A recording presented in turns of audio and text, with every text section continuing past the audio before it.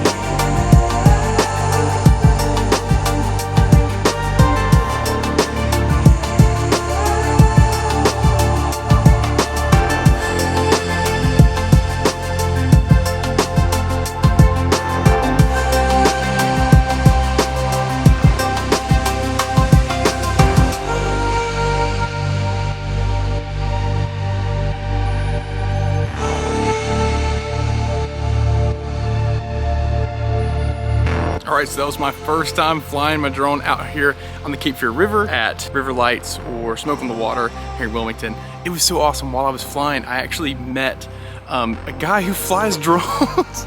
His name is Josh. He flies FPV drones, which are like the fast ones that are like, you know, and anyways, he was super nice, got his number, and he's like, dude, let's go fly sometime. So, awesome night, that was super fun, and I can't wait to get home and check out this footage. So, here we go, yeah, drone life has begun, oh my gosh.